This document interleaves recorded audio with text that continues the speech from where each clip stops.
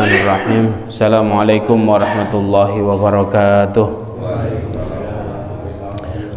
Alhamdulillah wa nusalli ala rasulillah. Bismillahirrahmanirrahim. Nabda wa alaihi natawakkal. Rabbi israh li sadri wa yassir li amri wahlul 'uqdatam min lisani yafqahu qawli. Ya fattah ya alim, nasrun minallah wa fathun qarib. Jamaah sekalian yang dirahmati oleh Allah, Bapak Ibu sekalian, para tokoh masyarakat dan alim ulama yang sama-sama kita ta'adimi. Sebelum kita membaca kitab Ahkamul Ibadat fil Fiqh Islami, ya, nama kitabnya itu yang dikarang oleh Dr. Jamal Dasuki dan Dr. Ramadan Abdullah As-Sawi. Sebelumnya kita bacakan Fatihah kepada junjungan kita, yaitu Nabi besar Muhammad sallallahu alaihi wasallam beserta keluarganya, beserta sahabatnya, beserta para tabi'in ila yaumil qiyamah. Ala hadina as-salihah al-Fatihah. A'udzubillahi minasyaitonir rajim. Bismillahirrahmanirrahim. Alhamdulillahirabbil alamin arrahmanir rahim maliki yaumiddin. Iyyaka na'budu wa iyyaka nasta'in ihdinas siratal mustaqim siratal ladzina an'amta 'alaihim ghairil maghdubi 'alaihim waladdallin. Amin. Kemudian Fatihah yang kedua kita bacakan untuk para guru-guru kita, para pewakif masjid kita ini, para donatur kita yang senantiasa istiqomah turut serta nyumbang masjid, turut serta untuk istiqomah ibadah di dalam masjid. Ala hadiniya as-salihah al-Fatihah. A'udzubillahi minasyaitonir rajim. Bismillahirrahmanirrahim. Alhamdulillahirabbil alamin arrahmanir rahim maliki yaumiddin.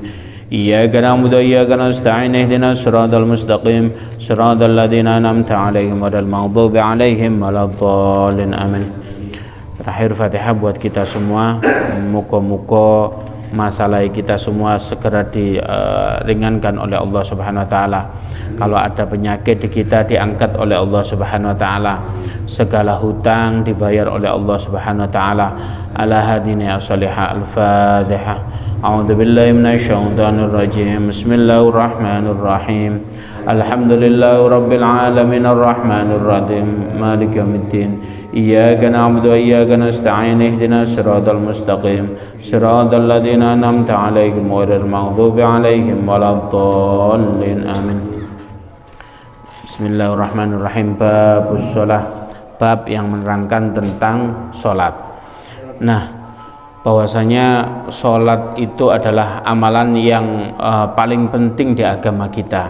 Dikarenakan kita ambil contoh mawon, apabila Allah Subhanahu wa taala dalam mensyariatkan zakat ngoten ya.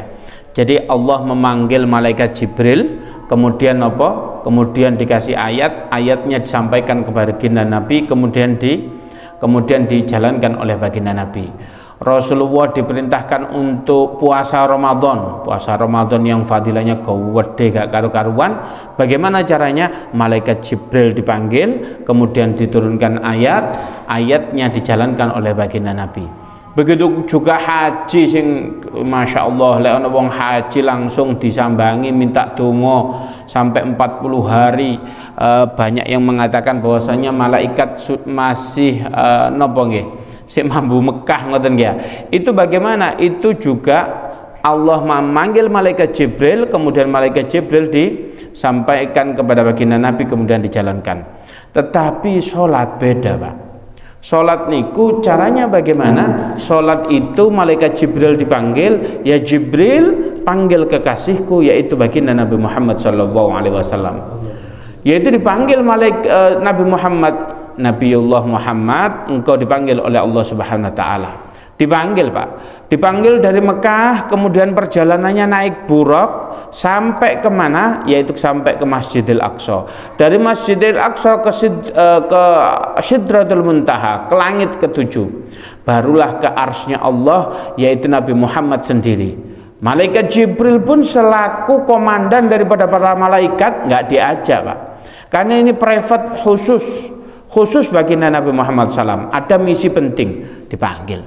Setelah Nabi Muhammad nyampe di sana, barulah dikatakan fardhus shalah, yaitu difardukan sholat.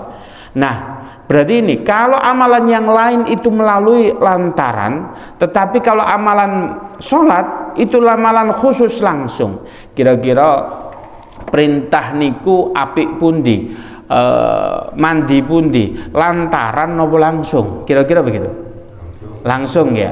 Contoh Mas Gustaf iki duwe sego goreng, kula njaluk minta tolong Pak RT cak san aku jalukno sego goreng nang Gustaf. Rodok gak mandi, pulan iya tah Pak RT iki temenan tah. Tapi lek kula nyang omahe, Mas Gustaf aku njaluk sego goreng. Oh iki mandi, pulane apa? Langsung. Begitu juga saking perintah sholat ini begitu penting. Apa yang penting yang lain sampai Imam Nawawi mengatakan as-sholatu ra'sul ibadah. Sholat itu kepala daripada ibadah yang lain.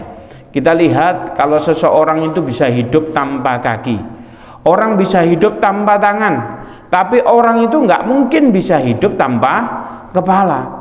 Loh nggih Pak, kalau ada orang datang ke rumah jenengan tok tok tok assalamualaikum nggak punya kaki, jenengan welas, yo langsung dikei, oh nggih wonten apa kula dereng dahar seharian dikasih makan. Ketok 2 hari besoknya ada yang nggak punya tangan begitu yang datang, ya kita kasih makan. Coba hari ketiga yang datang nggak punya kepala. Dia punya kaki, dia punya tangan, tapi nggak punya kepala. Saya yakin zaman semua tidak dibukakan pintu. Maknanya orang bisa hidup tanpa tangan, bisa hidup tanpa kaki, tetapi tidak bisa hidup tanpa kepala. Begitu juga ibadah adalah kepala daripada ibadah-ibadah yang lain. Kita ambil contoh, kepala itu adalah urgensi yang sangat paling penting. Contoh, di desa ini orang yang nomor 1 disebut kepala desa. Di suatu instansi ya kepala instansi.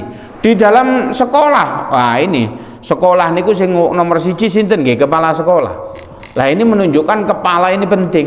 Lek mboten percaya jenengan foto KTP niku kira-kira kepalae napa jitoke? Kepala. Ini menunjukkan kepala ini sangat penting. Begitu juga sholat, koyok-koyok sampeyan ibadah liyane lale iki gak sampean lakoni, maka podo-podo karo ibadah jenengan mati. Karena apa? Anda tidak memiliki kepala daripada ibadah-ibadah tersebut. Bahkan Imam Syafi'i mengatakan, Imam Syafi'i itu tatkala ditanya oleh murid-muridnya, beliau ditanya, ya Syekh, Pak Yai, ngoten kalau orang-orang Jawa itu begitu nggih. Pak Yai, bagaimana mal farqu bainal mu'min wal kafir? Apa sih bedane orang mukmin dengan orang kafir? Bedanya adalah as-shalah, yaitu sholat. Kalau orang dikatakan mukmin, ya kudu sholat. Kalau orang dikatakan kafir, gak usah sholat. Makanya di situ perbedaannya. Sehingga kalau ada orang mengatakan dirinya muslim, KTP-nya muslim tapi gak sholat, podo karo Islam KTP. Kira-kira sing mlebu surga iku wonge napa KTP-ne? Nah, engko jangan-jangan nek surga iki KTP-ne kebek lho, lah kok KTP-ne tok sih. Wonge nanti gak tahu sembayang. Maka sembayang itu penting. Bahkan kata Rasulullah SAW, yaitu hadis yang diriwayatkan oleh Abu Hurairah, yaitu salah satu sahabat dekatnya Rasulullah. Apa dikatakan? Qala Rasulullah SAW, inna awwala ma yuhasabu bihil abdu yaumal qiyamah min amalihi as-shalah. Jadi pertama kali amalan nanti yang dihisab yaitu sholat. Seandainya nanti kita dikumpulkan, bukan seandainya, pasti kita akan dikumpulkan di mana? Yaitu di padang mahsyar. Di padang mahsyar itu ada di tempat yang paling berjubel. Yang pertama mizan, yang kedua as-sirat. Di mizan ini, kita mau ditimbang. Nah, nanti ciri-cirinya ngeten, Mbak. Kalau di dalam di dalam ayatnya itu iqra kitabaka kafa binafsika liyauma 'alaika hasiba. Bacaan buku kalian. Saman titeni ben lek malaikat ngekekno ambek tangan kanan buku laporan niku insyaallah jenengan pasti mlebet surga. Tapi hati-hati lek malaikat ngekekno catetane nganggo tangan kiri, alamat jenengan mlebet neraka. Naudzubillah. Makanya sama ndonga, ya Allah a'ti kitabi bisyima biyamini. Ya Allah berikan tanganku berikan buku laporanku itu nganggo tangan kanan. Lek pas wudu, ya Allah, Allahumma a'ti kitabi biyamini. Ya Allah berikan nanti laporanku, buku laporan iki damel napa tangan kanan. Insyaallah masuk surga. Bagaimana buku laporan Allah itu sangat detail. Contohnya saya ini punya HP, saya rekam ngeten iki. Kula delok ndek omah, oh tiba nono sing gorong raup. Oh semerap kula. Itu baru HP, harganya nggak seberapa, tapi bukunya Allah Subhanahu wa taala begitu detail. Saman solatan, sampean seandainya ngapunten dipasrai duit napa iki?